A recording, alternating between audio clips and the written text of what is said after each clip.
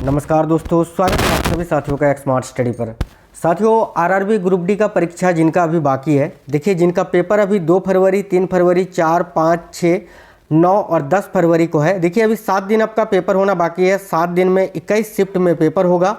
और अब तक जो आपका परीक्षा हुआ है, अब तक जो रेलवे ग्रुप डी का पेपर हुआ है, उसके आधार पर आज के इस वीडियो में टॉप 100 करंट अफेयर्स और साइंस के क्वेश्चंस आपको करवाएंगे, जो कि अब तक जो परीक्षा आपका हुआ है उसमें जिस टॉपिक से क्वेश्चंस पूछे गए हैं वही टॉपिक्स कवर करके आने वाले शिफ्टों में भी जो है क्वेश्चंस आपसे पूछे जा सकते हैं, वही क्वेश्चंस आपको करवाएंगे। तो मोस्ट एक्सपेक्टेड क्लास है ये, जिसमें करंट अफेयर्स और साइंस के मिक्स क्वेश्चंस रहेंगे। तो क्लास को आपको कंप्लीट देख लेना है।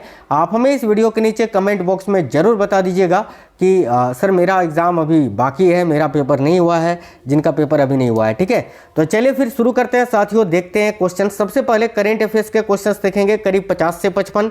उसके बाद फिर साइंस के क्वेश्चंस देखेंगे 50 क्वेश्चन। ठीक है, टोटल 100 क्वेश्चंस हम लोग इस वीडियो में कवर करेंगे। शुरू करते हैं साथियों बिना देरी किए हुए। साथियों, सभी लोग वीडियो को एक लाइक जरूर कर दीजिएगा, क्योंकि देखिए आप लोग एक लाइक करते हैं तो उससे हमें मोटिवेशन मिलता है। देखिए पहला क्वेश्चन है, भारतीय प्रवर्तन निदेशालय यानी ईडी ने व्यापार आधारित धन शोधन के लिए एक जटिल मामले में इंटरपोल के माध्यम से पहली बार क्या जारी किया है? तो करेक्ट आंसर हो जाएगा साथियों option number A, purple notice. Purple notice अगर आप बता रहे हैं साथियों, बिल्कुल करेक्ट आंसर है, याद रखेंगे। अगला क्वेश्चन है, हाल ही में हुए इजराइल के हवाई हमलों में हूती समर्थित सरकार ने प्रधानमंत्री अहमद अल रहावी और कई अन्य मंत्री इसमें मारे गए थे। आपको बताना है हूती किस देश से संबंधित है। तो देखिए हूती जो है ये यमन से संबंधित है। ऑप्शन नंबर सी करेक्ट होगा, यमन। यमन करेक्ट आंसर है साथियों, ऑप्शन नंबर सी। अगला क्वेश्चन है, संयुक्त अभ्यास मैत्री का 14वां संस्करण मेघालय में आयोजित किया गया है। इस अभ्यास में भारत के साथ शामिल देश कौन सा है? तो अभी देखिए ये जो संयुक्त सेना अभ्यास है मैत्री, इसका 14वां संस्करण अभी मेघालय में आयोजित किया गया 2025 में। ठीक है, इस अभ्यास में भारत के साथ शामिल होने वाला देश कौन सा है? तो मैत्री जो युद्ध अभ्यास है, याद रखना ये भारत और थाईलैंड के बीच आयोजित होता है, जिसका अभी 14वां संस्करण था, जो कि आयोजित किया गया था कहाँ पर? तो भारत के मेघालय में। याद रखिएगा, इंडिया थाईलैंड का ये जॉइंट एक्सरसाइज है। अगला क्वेश्चन है साथियों, अहमदाबाद में हाल ही में 25वीं राष्ट्रमंडल भारोत्तोलन चैंपियनशिप में स्वर्ण पदक विजेता कौन है? तो देखिए इसमें जो है मीराबाई चानू और अजित नारायण, इन दोनों ने ही स्वर्ण पदक जीता था। तो इसका आंसर हम करेंगे ए और सी दोनों। थोड़ा टाइपिंग मिस्टेक है, ए और सी दोनों, अजित नारायण और मीराबाई चानू। ठीक है, याद रखेंगे। अगला क्वेश्चन है, हाल ही में जारी राष्ट्रीय वार्षिक महिला सुरक्षा रिपोर्ट एवं सूचकांक नारी 2025 के अनुसार भारत में निम्न में से महिलाओं के लिए सबसे सुरक्षित शहर कौन सा है? तो देखिए करेक्ट आएगा कोहिमा। साथियों इस रिपोर्ट में कोहिमा, विशाखापट्टनम, भुवनेश्वर, आइजोल, गंगटोक, ईटानगर और मुंबई को जो है शीर्ष स्थान हासिल किया गया है। ये आपको याद रखना है। चलिए नेक्स्ट क्वेश्चन देखिए, प्रधानमंत्री नरेंद्र मोदी निम्न में से किस प्रायोजन से हाल ही में चीन की यात्रा पर गए थे? तो प्रधानमंत्री नरेंद्र मोदी जी जो हैं निम्न में से किस प्रायोजन से हाल ही में चीन की यात्रा पर गए थे? तो ऑप्शन नंबर डी करेक्ट होगा, एससीओ राष्ट्र अध्यक्षों की 25वीं बैठक में हिस्सा लेने। ठीक है, ऑप्शन नंबर डी करेक्ट है, एससीओ के राष्ट्र अध्यक्षों की 25वीं बैठक में हिस्सा लेने। अगला क्वेश्चन है, फीडे विश्व कप 2025 शतरंज प्रतियोगिता का आयोजन भारत में कहाँ किया जाएगा?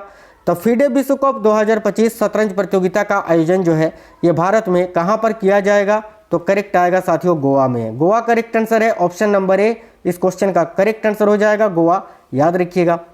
नेक्स्ट क्वेश्चन है, भारत के नीरज चोपड़ा ने स्विट्जरलैंड में डायमंड लीग 2025 के भाला फेंक स्पर्धा में रजत पदक जीता। इस प्रतियोगिता का स्वर्ण पदक विजेता कौन है? तो देखिए जूलियन वेबर, ये रहे जूलियन वेबर।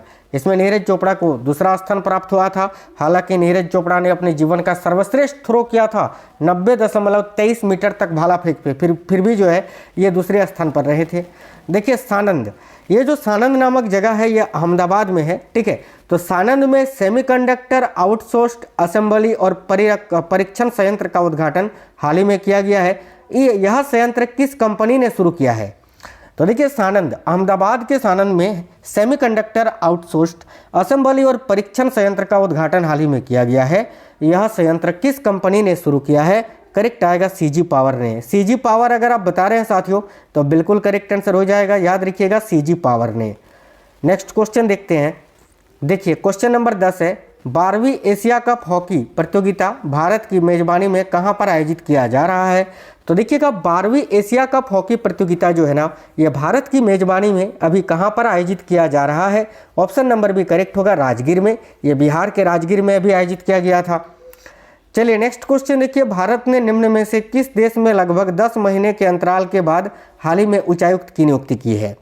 ध्यान से देखिएगा, करेक्ट आंसर यहाँ आपका हो जाएगा कनाडा में। कनाडा अगर आप बता रहे हैं साथियों तो बिल्कुल करेक्ट है, याद रखेंगे सभी कनाडा में। प्रधानमंत्री नरेंद्र मोदी ने हाल ही में कहाँ हाइब्रिड बैटरी इलेक्ट्रोड्स के स्थानीय उत्पादन की शुरुआत की? बताइए। प्रधानमंत्री नरेंद्र मोदी ने हाल ही में कहा हाइब्रिड बैटरी इलेक्ट्रोड्स के स्थानीय उत्पादन की शुरुआत की? तो करेक्ट होगा हंसलपुर में। ये जो हंसलपुर नामक जगह है ये भी आपका गुजरात में ही स्थित है, याद रखिएगा कहाँ है? तो गुजरात में ही। तो ऑप्शन नंबर ए करेक्ट होगा, हंसलपुर गुजरात। देखिए, सरकार ने निम्न में से किनकी 150वीं जयंती मनाने के लिए उच्च स्तरीय समिति का गठन किया है? तो यहाँ आपका करेक्ट आंसर क्या हो जाएगा साथियों? देखिए करेक्ट आंसर हो जाएगा इस क्वेश्चन के लिए आपका देखिए ऑप्शन नंबर डी को आप काट लीजिए और यहाँ पर ए और बी कर दीजिए। थोड़ा एक दो क्वेश्चन में टाइपिंग मिस्टेक हो गया यार, ए और बी दोनों, ठीक है। देखिए क्योंकि सरदार वल्लभ भाई पटेल और नेता बिरसा मुंडा, इन दोनों की ही 150वीं जयंती मनाने के लिए अभी उच्च स्तरीय समिति का गठन किया गया था।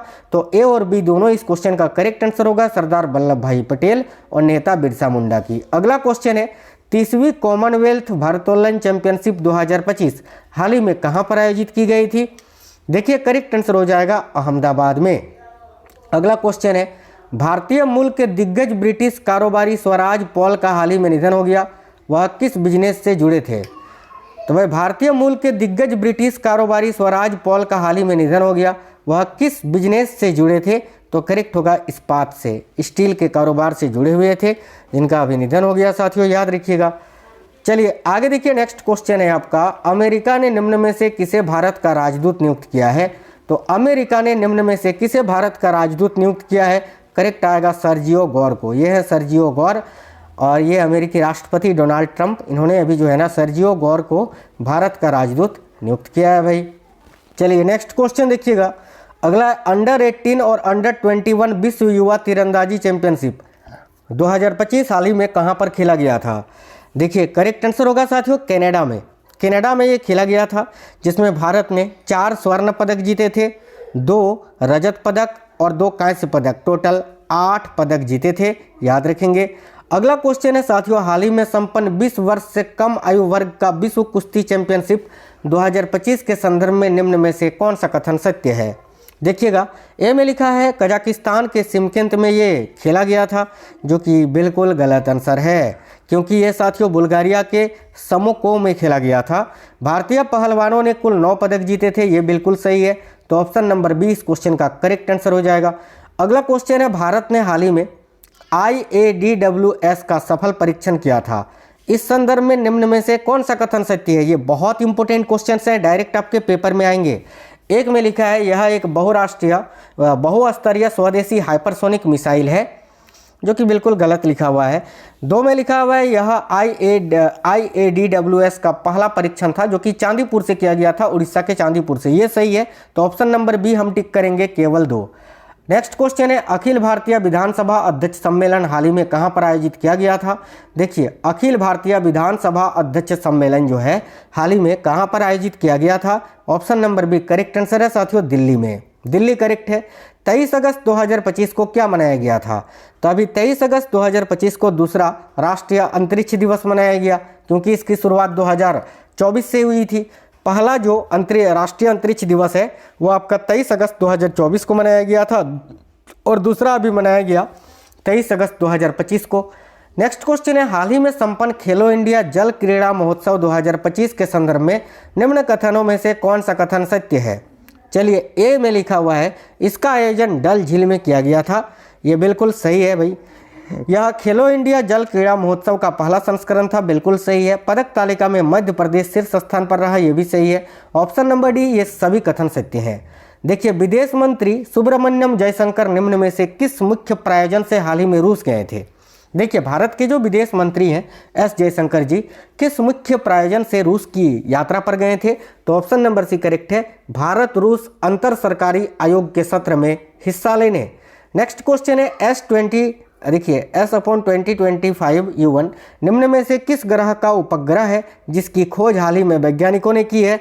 तो करेक्ट होगा यूरेनस, यानी अरुण ग्रह का एक उपग्रह है जिसकी खोज अभी नासा के वैज्ञानिकों ने की है। नेक्स्ट क्वेश्चन है संयुक्त राष्ट्र महासभा ने किस तिथि को एक तरफा बलपूर्वक उपायों के खिलाफ अंतर्राष्ट्रीय दिवस के रूप में घोषित किया है?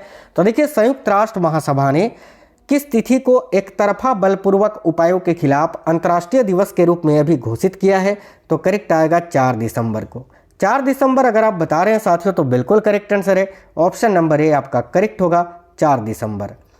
संसद ने भारतीय प्रबंधन संस्थान, ठीक है, संशोधन विधेयक 2025 को पारित किया है। इस विधेयक के तहत कहाँ भारतीय प्रबंधन संस्थान की स्थापना की जाएगी? देखिए राइट आंसर होगा गुवाहाटी में। साथ ही जो विधेयक है भारतीय प्रबंधन अधिनियम, देखिए भारतीय प्रबंधन संस्थान अधिनियम 2017 में संशोधन करके पारित किया गया है। तो ऑप्शन नंबर ए आपका करेक्ट आंसर हो जाएगा। भारतीय प्रबंधन संस्थान की स्थापना कहाँ की जाएगी? तो गुवाहाटी में। देखिए अंडर 20 विश्व कुश्ती चैंपियनशिप 2025 का आयोजन हाल ही में कहाँ पर किया गया था? मैंने अभी बताया था ना, बुल्गारिया के सोमको में। तो बुल्गारिया, ऑप्शन नंबर बी आपका करेक्ट आंसर हो जाएगा। अगला क्वेश्चन है केंद्र सरकार ने वायुसेना के लिए 97 यानी 97 LCA तेजस मार्क 1A लड़ाकू विमान की खरीद को मंजूरी दी है। तेजस लड़ाकू विमान के संदर्भ में निम्न में से कौन सा कथन सत्य है? ए में लिखा हुआ है इसको एरोनॉटिकल, देखिए एरोनॉटिकल डेवलपमेंट एजेंसी यानी ADE ने डिजाइन किया है, बिल्कुल सही है। इसका निर्माण हिंदुस्तान एरोनॉटिक्स लिमिटेड ने किया है, बिल्कुल ये भी सही है। यह एक सीट और एक जेट इंजन वाला एक हल्का युद्धक विमान है, यह भी सही है। ऑप्शन नंबर डी ये सभी सत्य है। लोकसभा ने संसदीय कार्यवाही में निम्न में से किन भाषाओं के अनुवाद को हाल ही में जोड़ा है? देखिए लोकसभा ने संसदीय कार्यवाही में निम्न में से किन भाषाओं के अनुवाद को हाल ही में जोड़ा है? करेक्ट आएगा कश्मीरी, कोंकणी और संथाली भाषा के अनुवादों को। तो करेक्ट आंसर है साथियों ऑप्शन नंबर सी। अगला क्वेश्चन है विश्व स्वास्थ्य संगठन यानी WHO ने दक्षिण पूर्व एशिया के निम्न में से किस देश को सार्वजनिक स्वास्थ्य समस्या के रूप में रूबेला बीमारी से मुक्त घोषित कर चुका है? तो इन सभी देशों को नेपाल और तिमोर लेस्ते, भूटान और मालदीव, श्रीलंका और कोरिया, इन सभी को। ऑप्शन नंबर डी करेक्ट है। इजराइल ने, देखिए इजराइल ने गाजा शहर पर कब्जा करने और उसे अपने नियंत्रण में लेने के लिए योजनाबद्ध सैन्य कार्रवाई शुरू किया है। गाजा आधिकारिक रूप से किसका हिस्सा है? तो गाजा जो है ना, यह आधिकारिक रूप से फिलिस्तीन का हिस्सा है भाई। तो देखिए करेक्ट आंसर हो जाएगा ऑप्शन नंबर बी, फिलिस्तीन का हिस्सा है गाजा। अगला क्वेश्चन है स्पेन के कार्लोस अल्कराज ने फाइनल में किसे पराजित करके सिनसिनाटी ओपन 2025 का खिताब जीता है? डबल स्टार मार्क कर लीजिएगा, ध्यान से देखिएगा, बहुत ही इंपॉर्टेंट क्वेश्चन है। तो याद रखिएगा यानिक सिनर, जिन्होंने अभी सिनसिनाटी ओपन 2025 का खिताब जीता है, ठीक है। अपना यानिक सिनर को हराकर, है ना, यानिक सिनर को हराकर स्पेन के कार्लोस अल्कराज ने जीता है। चलिए आगे देखिए नेक्स्ट क्वेश्चन है हाल ही में संपन्न विश्व खेल 2025 के संदर्भ में निम्न कथनों में से कौन सा कथन सत्य है? देखिए ए में लिखा है यह विश्व खेल का 12वां संस्करण था जो कि जर्मनी में आयोजित किया गया था, जो कि बिल्कुल गलत आंसर है, गलत लिखा हुआ है साथियों। बी में लिखा है चीन पदक तालिका में शीर्ष स्थान पर रहा, बिल्कुल सही है। और भारत की नम्रता बत्रा ने वुशु स्पर्धा में रजत पदक जीता, ये भी सही है। Option number D correct answer हो जाएगा, बी और सी दोनों। आगे देखिए वेस पेस जिनका हाल ही में निधन हो गया किस खेल से संबंधित है? तो वेस पेस जिनका हाल ही में निधन हो गया ये किस खेल से संबंधित है? तो करेक्ट आंसर हो जाएगा हॉकी से। हॉकी इस क्वेश्चन का करेक्ट आंसर है, याद रखिएगा हॉकी। देखिए वेस पेस ये रहे भाई, याद रखना ये 1972 में म्यूनिक ओलंपिक में कांस्य पदक जीतने वाली भारतीय हॉकी टीम के सदस्य थे और टेनिस खिलाड़ी जो है लिएंडर पेस उनके पिता थे। नेक्स्ट क्वेश्चन देखिए, अगला क्वेश्चन है आपका, ध्यान से देखिएगा। हाल ही में संपन्न साइपन इंटरनेशनल बैडमिंटन प्रतियोगिता 2025 के महिला सिंगल्स खिताब विजेता कौन है? तो हाल ही में संपन्न साइपन इंटरनेशनल बैडमिंटन प्रतियोगिता 2025 के महिला सिंगल्स खिताब विजेता कौन है? देखिए करेक्ट आंसर यहाँ आपका हो जाएगा तानिया हेमंत। ये रही Tania Hemant, option number C इस क्वेश्चन का करेक्ट आंसर हो जाएगा। अगला क्वेश्चन है Asian open short track speed skating trophy 2025 का आयोजन भारत में कहाँ पर किया गया था? तो राइट आंसर हो जाएगा देहरादून में, देहरादून उत्तराखंड करेक्ट आंसर है, ऑप्शन नंबर बी। अगला क्वेश्चन है विभाजन के दौरान अपने प्राणों की आहुति देने वाले की याद में श्रद्धांजलि अर्पित की गई किस तिथि को? तो विभाजन के दौरान अपने प्राणों की आहुति देने वाले की याद में श्रद्धांजलि कब अर्पित की गई? करेक्ट आंसर होगा 14 अगस्त को। याद रखिए 14 अगस्त को जो है ना साथियों विभाजन विभीषिका स्मृति दिवस मनाते हैं। इसी दिन भारत पाकिस्तान अलग हुआ था।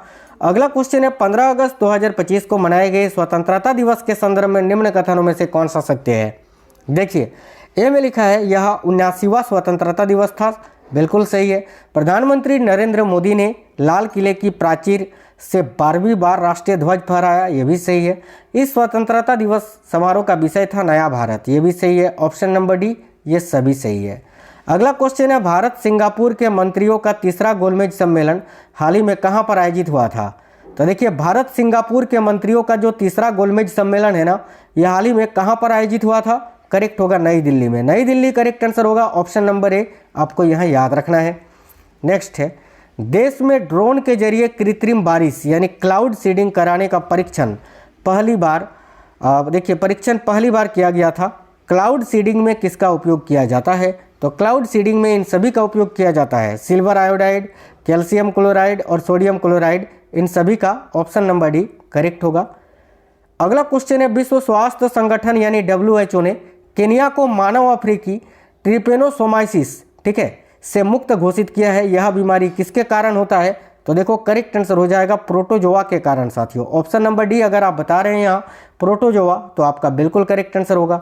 अगला है हाल ही में संपन्न Asia rugby Emirates under 27 championship के संदर्भ में कौन सा कथन सत्य है?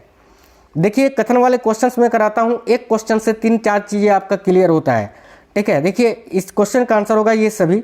इसका आयोजन पहली बार बिहार में हुआ था, ये भी सही है। पुरुष वर्ग का विजेता हांगकांग रहा, ये भी सही है। भारत की महिला टीम ने पहली बार पदक जीता, ये भी सही है। तो ऑप्शन नंबर डी ये सभी कथन सत्य है भाई।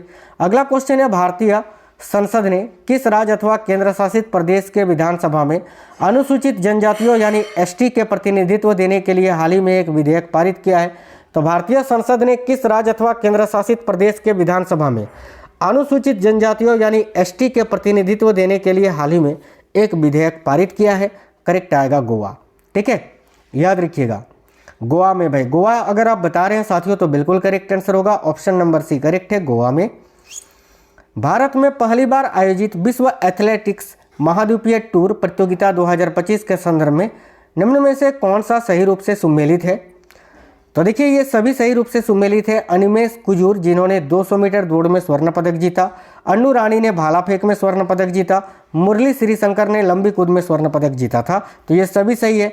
इसके अलावा याद रखना कि ये जो विश्व एथलेटिक्स महाद्वीपीय टूर है प्रतियोगिता 2025 है, ये भुवनेश्वर उड़ीसा के कलिंगा स्टेडियम में आयोजित किया गया था, ठीक है। खाद्य तथा शांति के लिए पहला MS स्वामीनाथन पुरस्कार डॉक्टर एडेमोला एडेल्ले को दिया गया है। डॉक्टर एडेमोला किस देश के हैं? पहला बात तो ये कि अगर आपसे डायरेक्ट पूछे कि खाद्य तथा शांति के लिए पहला MS स्वामीनाथन पुरस्कार किसे दिया गया है, तो याद रखेंगे डॉक्टर एडेमोला एडेल्ले को दिया गया है। डॉक्टर एडेमोला किस देश के हैं? तो डॉक्टर एडेमोला जो है ये नाइजीरिया के हैं। ऑप्शन नंबर ए आपका करेक्ट आंसर हो जाएगा, नाइजीरिया, याद रखिएगा। अन्नू रानी ने भुवनेश्वर में विश्व एथलेटिक्स कॉन्टिनेंटल टूर 2025 के किस स्पर्धा में स्वर्ण पदक जीता है? देखिए करेक्ट आंसर होगा भाला फेंक। ये भारत की एक भाला फेंक महिला खिलाड़ी हैं, याद रखिएगा अन्नू रानी। केंद्र सरकार ने हाल ही में मेरिट योजना को मंजूरी दी है। इस योजना के संदर्भ में निम्न कथनों में से कौन सा सत्य है? देखिएगा तो केंद्र सरकार ने हाल ही में मेरिट योजना को मंजूरी दी है। इस योजना के संदर्भ में निम्न में से कौन सा कथन सत्य है? तो भाई ये सभी कथन सत्य है मेरिट योजना को लेकर। देखिए इस योजना की अवधि 2025-26 से 2029-30 तक है। यह योजना तकनीकी शिक्षा में गुणवत्ता व शोध को बढ़ावा देने के लिए है, ये भी सही है। योजना की कुल लागत 4,200 करोड़ रुपये है, ये भी सही है। भारतीय रेलवे ने कश्मीर क्षेत्र को राष्ट्रीय मालगाड़ी नेटवर्क से जोड़ने में एक बड़ी उपलब्धि प्राप्त की है। यह मालगाड़ी पहली बार कश्मीर के किस स्टेशन तक गई थी? बहुत ही इंपॉर्टेंट क्वेश्चन है, डबल स्टार मार्क कर लीजिए। करेक्ट आएगा अनंतनाग तक। Anantnag option number B right answer होगा। विश्व स्वास्थ्य संगठन ने निम्न में से किस हेपेटाइटिस संक्रमण को कैंसर कार्य के रूप में वर्गीकृत किया है? तो देखिए करेक्ट होगा हेपेटाइटिस डी को। हेपेटाइटिस डी याद रखेंगे। हाल ही में संपन्न अंतर्राष्ट्रीय बिस्लाव मनियाक स्मारक एथलेटिक्स में किस भारतीय एथलीट ने स्वर्ण पदक जीता? तो करेक्ट आएगा अन्नू रानी ने। अन्नू रानी यहाँ भी आपका आंसर है। नेक्स्ट क्वेश्चन है, नीति आयोग ने 4 अगस्त को भारत इलेक्ट्रिक्स मोबिलिटी इंडेक्स का पहला संस्करण जारी किया था। इस सूचकांक में अग्रणी राज्य अथवा केंद्र शासित प्रदेश की श्रेणी में कौन है? तो option number A Delhi, Maharashtra और चंडीगढ़। नेक्स्ट क्वेश्चन देखते हैं। देखिए अगला क्वेश्चन है, निम्न में से कौन सा पदार्थ है जो जैव निम्नीकरणीय है? तो इनमें से कौन सा पदार्थ जैव निम्नीकरणीय है ये आपको बताना है, यानी बायोडिग्रेडेबल है। तो ऊन आपको दिख रहा है ना, ऊन बायोडिग्रेडेबल है साथियों। तो ऑप्शन नंबर सी आपका करेक्ट आंसर हो जाएगा। बाकी कांच की बोतल, प्लास्टिक का कप, एल्युमिनियम फॉयल, ये सभी जो है नॉन बायोडिग्रेडेबल है, केवल उन्हीं बायोडिग्रेडेबल यानी जैव निम्नीकरणीय है। तो option number C correct answer हो जाएगा। निम्न में से किस प्रकार के उष्मा इंजनों में से कार्बोरेटर का प्रयोग किस में किया जाता है? तो देखिए कार्बोरेटर का प्रयोग किस में किया जाता है? करेक्ट होगा पेट्रोल इंजन में। ऑप्शन नंबर भी करेक्ट है, पेट्रोल इंजन। अगला क्वेश्चन है, सौर ऊर्जा को विद्युत ऊर्जा में किसके द्वारा परिवर्तित किया जाता है? देखिएगा सौर ऊर्जा को विद्युत ऊर्जा में किसके द्वारा जो है परिवर्तित किया जाता है? तो फोटोवोल्टिक सेल के द्वारा। ऑप्शन नंबर ए आपका करेक्ट आंसर हो जाएगा, फोटोवोल्टिक सेल। नेक्स्ट क्वेश्चन है साथियों, कार की हेडलाइट में उपयोग किए जाने वाला दर्पण कौन सा है? तो कार का जो हेडलाइट होता है ना, उसमें कौन सा दर्पण उपयोग किया जाता है? देखिए राइट आंसर होगा अवतल दर्पण। ऑप्शन नंबर सी इस क्वेश्चन का करेक्ट आंसर हो जाएगा, अवतल दर्पण। अगला क्वेश्चन है, वह दूरी जिस पर पृथ्वी की औसत त्रिज्या 1 आर्क सेकंड का कोण अंतरित करती है क्या कहलाती है? तो भाई वह दूरी जिस पर पृथ्वी की औसत त्रिज्या 1 आर्क सेकंड का कोण अंतरित करती है क्या कहलाती है? करेक्ट आएगा 1 पारसेक कहलाती है। 1 पारसेक ऑप्शन नंबर ए। जब बस अचानक से चलती है तो यात्री को पीछे की ओर धक्का लगना, यह किस नियम का उदाहरण है? तो याद रखिए करेक्ट आंसर होगा न्यूटन के पहले नियम का। न्यूटन का पहला नियम ऑप्शन नंबर ए राइट है। बल की प्रकृति का पता हमें किस नियम से चलता है? देखिएगा बल की प्रकृति का पता जो है हमें किस नियम से चलता है? राइट आंसर होगा द्वितीय नियम से। द्वितीय नियम अगर आप आंसर कर रहे हैं ना यहाँ, तो बिल्कुल करेक्ट है। ऑप्शन नंबर बी करेक्ट है, द्वितीय नियम से। न्यूटन ने गति के नियम कब दिए थे? देखो न्यूटन ने जो गति के नियम है ये 1687 में दिए थे। ऑप्शन नंबर सी करेक्ट है। न्यूटन ने गति के नियम 1687 में अपनी प्रसिद्ध पुस्तक फिलोसॉफी नेचुरलिस प्रिंसिपिया मैथमेटिका में दिया था, याद रखना। तो आप केवल अगर प्रिंसिपिया नाम याद रखोगे तो भी आपका काम चल जाएगा, याद रखिए। अगला क्वेश्चन है, बॉल बियरिंग में कौन सा घर्षण बल काम करता है? ये बहुत ही इंपॉर्टेंट क्वेश्चन है साथियों। देखिएगा बॉल बियरिंग में कौन सा घर्षण बल है जो काम करता है? राइट होगा ऑप्शन नंबर सी, लोटनिक घर्षण बल। लोटनिक घर्षण करेक्ट आंसर हो जाएगा। निम्न में से किसे माध्यम की आवश्यकता होती है? रेडियो तरंग, प्रकाश तरंग, विद्युत चुंबकीय तरंग या ध्वनि तरंग? तो देखिए माध्यम की आवश्यकता तो ध्वनि तरंग को होती है, क्योंकि बिना माध्यम में ध्वनि पार ही नहीं कर सकती है। क्या निर्वात में ध्वनि तरंग पार कर सकती है? नहीं। तो ध्वनि तरंग को जो है माध्यम की आवश्यकता होती है भाई। ऑप्शन नंबर डी करेक्ट होगा। जब माध्यम के कण के कंपन की दिशा तरंग के गति की दिशा के अनुदिश हो तो वह क्या कहलाता है? देखिए जब माध्यम के कण के कंपन की दिशा तरंग के गति की दिशा के अनुदिश हो तो वह क्या कहलाता है? तो भाई याद रखिए अनुदैर्घ्य तरंग। और ये जो है ना ध्वनि जो होता है ये अनुदैर्घ्य तरंग का ही उदाहरण है। अनुप्रस्थ तरंग की बात करें तो प्रकाश जो है ये अनुप्रस्थ तरंग का उदाहरण है। देखिए माध्यम का कण 1 सेकंड में जितनी बार कंपन करता है क्या कहलाता है? तो माध्यम का कण 1 सेकंड में जितनी बार कंपन करता है उसी को तो आवृत्ति कहते हैं ना, फ्रीक्वेंसी। ऑप्शन नंबर सी आवृत्ति करेक्ट होगा। कोई कण एक कंपन को पूरा करने में जो समय लेता है उसे क्या कहा जाता है? देखिए कोई कण एक कंपन को पूरा करने में जो समय लेता है उसे आवर्तकाल कहते हैं। याद रखिए ऑप्शन नंबर डी करेक्ट होगा, आवर्तकाल। ध्वनि का तारत्व यानी पिच किस पर निर्भर करता है? देखिए ध्वनि का तारत्व जो है ये आवृत्ति यानी फ्रीक्वेंसी पर निर्भर करता है। Option number B correct answer हो जाएगा। काफ़ी इंपोर्टेंट क्वेश्चन है कि m द्रव्यमान का एक पिंड जो r वृत्त की त्रिज्या में घूम रहा है तो निम्न में से कौन सा अभिकेंद्रीय बल का सही सूत्र होगा? तो अभिकेंद्रीय बल का सही सूत्र जो होता है वो होता है mv²/r। याद रखना mv²/r, यानी ऑप्शन नंबर डी यहाँ आपका करेक्ट आंसर है। अगला क्वेश्चन देखिए, 10 kg द्रव्यमान की एक वस्तु है जो 4 मीटर प्रति सेकंड स्क्वायर के साथ त्वरित होती है तो उस पर लगने वाला बल कितना होगा। आप सभी को पता है कि बल यानी फोर्स बराबर होता है m इंटू ए। तो यहाँ पर मान लगाइए m का मान दिया हुआ है 10, a यानी त्वरण का मान दिया हुआ है 4 मीटर प्रति सेकंड स्क्वायर। इसको जब हम सॉल्व करेंगे तो आंसर आपका आएगा साथियों 40 न्यूटन। तो ऑप्शन नंबर सी इस क्वेश्चन का करेक्ट है, 40 न्यूटन। 400 न्यूटन का एक बल 50 केजी द्रव्यमान की एक वस्तु पर लगा है तो उसमें उत्पन्न होने वाला त्वरण बताइए। ये भी उसी सूत्र से आपको निकालना है, F equal to m into a. यहाँ पर F का मान दिया हुआ है 400, ठीक है, बराबर m का मान भी दिया हुआ है 50 केजी। त्वरण का मान आपको निकालना है, तो जब आप त्वरण का मान निकालेंगे तो 400/50 आपका हो जाएगा। इसको जब आप सॉल्व करोगे तो आपका 8 मीटर प्रति सेकंड स्क्वायर मान निकल के आएगा। तो 8 मीटर प्रति second square option number A आपका करेक्ट आंसर हो जाएगा। उत्तल लेंस किस प्रकार का प्रतिबिंब नहीं बनाता है। उत्तल लेंस के बारे में पूछा है, दर्पण नहीं। तो उत्तल लेंस किस प्रकार का प्रतिबिंब नहीं बनाता है। देखिए करेक्ट होगा आभासी और छोटा, ठीक है। उत्तल लेंस, अवतल, अगर उत्तल दर्पण पूछता तो आंसर आपका अलग होता। उत्तल दर्पण तो ये आभासी और छोटा ही प्रतिबिंब बनाता है, लेकिन उत्तल लेंस जो है ये आभासी और छोटा प्रतिबिंब नहीं बनाता है, ये याद रखिएगा। अगला क्वेश्चन है स्नेल का नियम किससे संबंधित है। देखिए स्नेल का जो नियम है ना, ये प्रकाश के अपवर्तन से संबंधित है साथियों। तो करेक्ट आंसर है ऑप्शन नंबर बी, प्रकाश के अपवर्तन से। आगे देखिए उत्तल लेंस में जब वस्तु 2f1 पर हो तो प्रतिबिंब कहाँ बनेगा। तो उत्तल लेंस में जब वस्तु 2f1 पर है तो प्रतिबिंब कहाँ बनेगा। तो करेक्ट आएगा प्रतिबिंब 2f2 पर बनेगा, याद रखिएगा 2f2 पर, ठीक है। ऑप्शन नंबर डी करेक्ट है। ये क्वेश्चन डायरेक्ट पूछा जाता है, याद रखिए। वस्तु के आकार का ही प्रतिबिंब किस में बनता है, ये भी डायरेक्ट आपसे क्वेश्चन पूछा जाता है, तो याद रखिए समतल दर्पण में। ऑप्शन नंबर ए करेक्ट है, समतल दर्पण।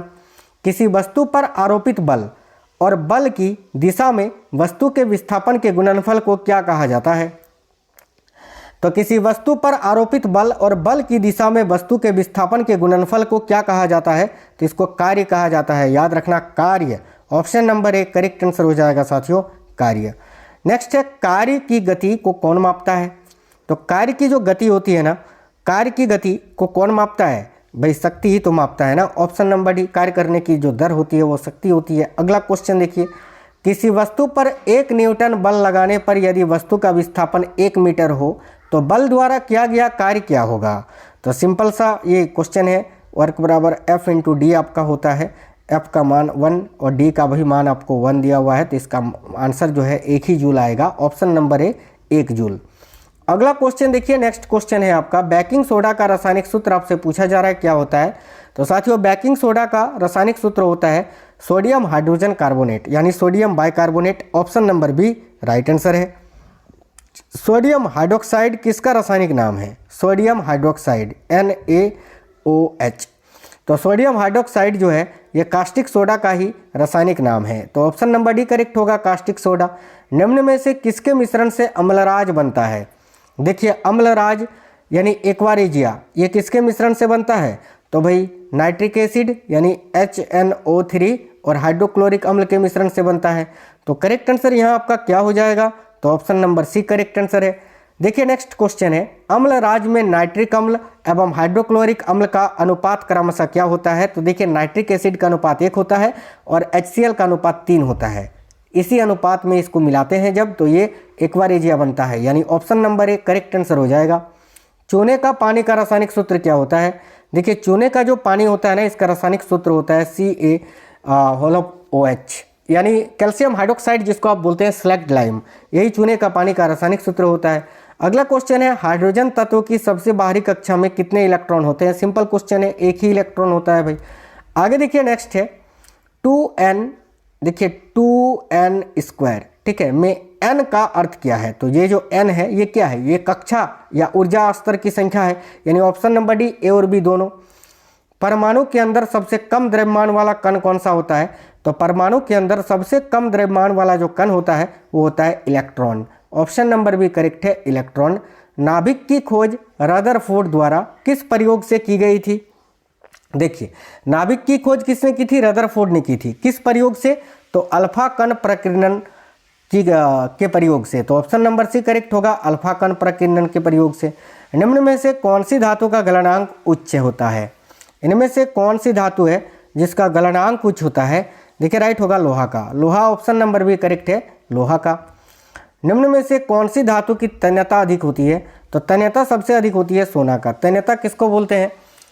धातु को जो है ना पतले से पतले तार में ढलना। ऑप्शन नंबर सी करेक्ट होगा, सोना। धातु ऑक्साइड की प्रवृत्ति कैसी होती है? तो जो धातु के ऑक्साइड होते हैं ना उसकी प्रवृत्ति क्षारीय होती है साथियों, याद रखिएगा, क्षारीय।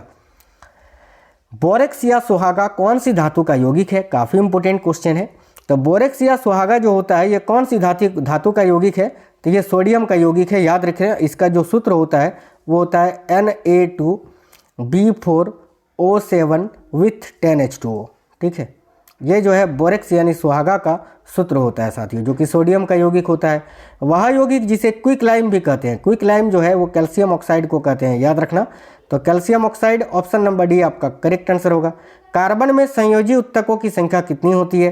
देखिए कार्बन में जो संयोजी उत्तकों की संख्या होती है वो 4 होती है भाई, याद रखेंगे। ऑप्शन नंबर बी आपका करेक्ट आंसर हो जाएगा, 4।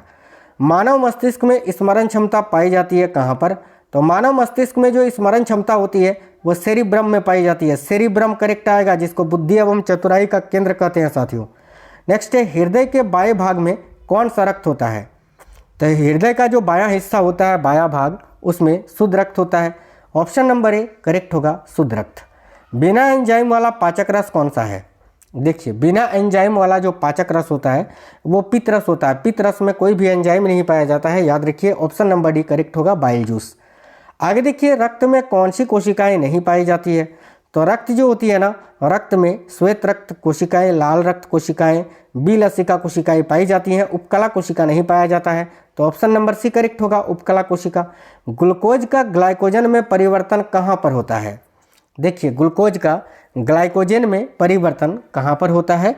करेक्ट आंसर होगा साथियों, यकृत में। यकृत अगर आप बता रहे हैं यहाँ साथियों, बिल्कुल करेक्ट है, याद रखिएगा, यकृत में। इनमें से कौन सा सहजीवी नाइट्रोजन यौगिकीकरण जीवाणु है? देखिए इनमें से कौन सा सहजीवी नाइट्रोजन यौगिकीकरण जीवाणु है? तो राइट होगा राइजोबियम। राइजोबियम जो है एक सहजीवी नाइट्रोजन यौगिकीकरण जीवाणु है।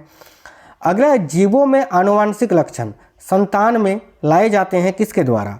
तो जीवों में आनुवांशिक लक्षण संतान में लाए जाते हैं क्रोमोसोम के द्वारा, गुणसूत्रों के द्वारा। मानव में गुणसूत्रों की संख्या जो होती है वो 46 होती है, याद रखेंगे, 23 जोड़ी। आगे देखिए मेंडल ने किस पौधे पर संकरण किया था? संकरण यानी क्रॉस किया था। तो देखिए यहाँ करेक्ट होगा मटर के पौधे पर। मटर का ही जो है साइंटिफिक नेम है गार्डन पी। इसको माफ करना, इसको अंग्रेजी में हम गार्डन पी बोलते हैं। इसका जो साइंटिफिक नेम होता है वो साइटम, हाँ देखिए इसका साइटम यार पायसम सटाइवम होता है, याद रखिएगा, ठीक है। गार्डन पी, मटर, ये जो है एक ही चीज़ें हैं जिस पर मेंडल ने क्रॉस किया था या संकरण किया था। कोशिका का सबसे पहले पता किसने और कब लगाया था? तो कोशिका जो है ना, कोशिका की खोज किसने और कब की थी? तो कोशिका का सबसे पहले पता जो है देखिए कब लगा था? तो 1665 में। और किसने? तो रॉबर्ट हुक ने। रॉबर्ट हुक करेक्ट आंसर होगा। ग्लूकोज का रासायनिक सूत्र क्या होता है? एक क्वेश्चन आपसे अभी पूछेंगे, उसका आंसर कमेंट बॉक्स में बताइएगा। ग्लूकोज का जो रासायनिक सूत्र होता है वो होता है C6H12O6, यानी ऑप्शन नंबर सी इस क्वेश्चन का करेक्ट आंसर हो जाएगा। एक क्वेश्चन आपके लिए है, इसका आंसर कमेंट बॉक्स में बताइए कि किस कोशिका अंग से लाइसोसोम बनता है? कोशिका द्रव्य, गोल्गी काई, राइबोसोम या माइटोकॉन्ड्रिया? सिंपल क्वेश्चन है, मैं कई बार आपको पढ़ा चुका हूँ ये क्वेश्चन, तो इसका आंसर आप कमेंट बॉक्स में बताएंगे। साथ ही में वीडियो को लाइक कर दीजिए। आप लोग कमेंट बॉक्स में बताना क्लास आपको कैसा लगा है, क्वेश्चंस का लेवल कैसा था। मिलेंगे आपसे नेक्स्ट वीडियो में। जय हिंद साथियों, वंदे मातरम।